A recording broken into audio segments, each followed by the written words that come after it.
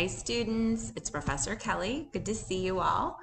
I just wanted to check in about your first discussion about our book, Tattoos on the Heart.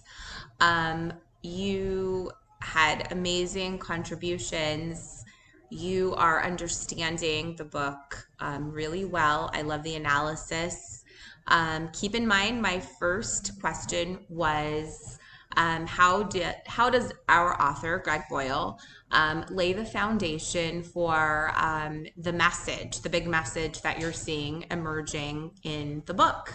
And so I just wanted to kind of go through our discussion with you and kind of point out some cool things that I saw. Again, I want to mention all of you, but I feel like you it's too much. It would take me like an hour to go through each discussion with with a video. So just a few things. Crystal, you brought up this idea of it never being too late. And I think that's really important because remember, the title of the book is Tattoos on the Heart, The Power of Boundless Compassion. So there is this idea of it's never too much to ask. And I'm going to talk about that in other discussion posts that I saw. But this idea of you can never ask for too much. If you're willing to get the help, Homeboy Industries stands for this sort of safe haven, this beacon of hope and second chances and third chances and fourth chances and however many chances you need. And so I just really like that idea of it's never too late. If you want the help, this is where you go.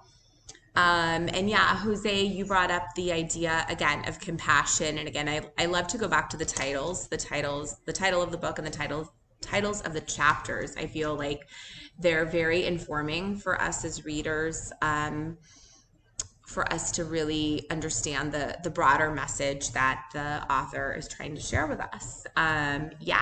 Jose, you bring up Rigo, and a few of you talk about Rigo, but Rigo is the one whose mom takes 7 buses to see him in prison. And a few of you brought her up, and I'm a parent, so that's one of my favorite stories that touched my heart because basically, like you ask yourself, like, how many buses would you take to see your child in prison? And the answer is as many as I need to. And so that character, and she's, this is a memoir, so she's a real person.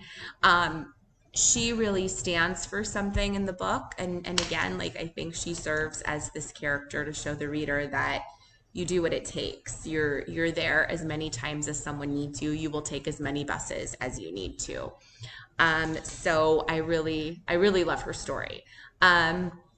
Nelia, and I hope I'm saying your name right. Once we meet, you can let me know if I'm pronouncing your name correctly. You bring up Scrappy. And yeah, Scrappy is another very interesting character. Scrappy really tests us as readers since he literally points a gun at Father G, and Father G later in the story, he forgives him. When Scrappy comes to ask for help. I can't say I would do the same. Not many of us can, but again, that story serves as someone who's willing to get help and wants to change and wants another chance, and Father G is there to give that to him. So it's a very dramatic story for us to look at and go, wow, I can't believe that happened. I can't believe he did that. A few more I'll touch on, and then I'll let you guys go get on with the next few chapters.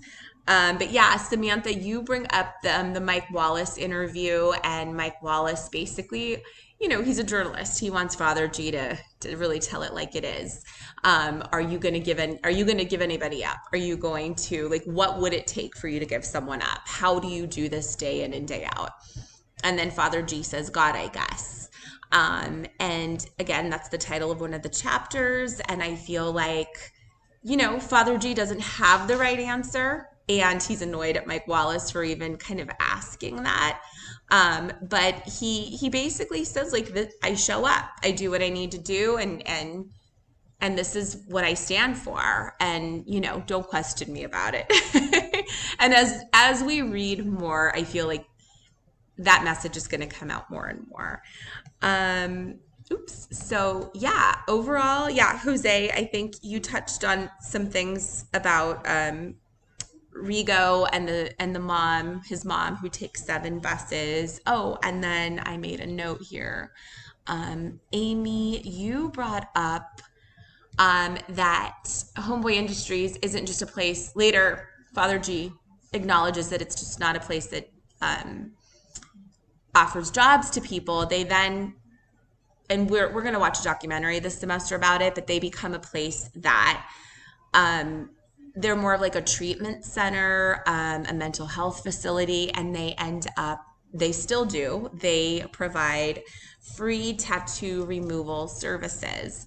And if this were a regular in-person semester, we would likely go on a field trip there and we would get to see the facility. We'd get to see the tattoo removal section, and it's really great. It's a great place to go visit and tour because you can see all the amazing things that they do. It's a very hopeful place to visit. Okay, I'm gonna let you guys go. Get on with your reading. Well done. I can't wait to read your discussion next week. Take care.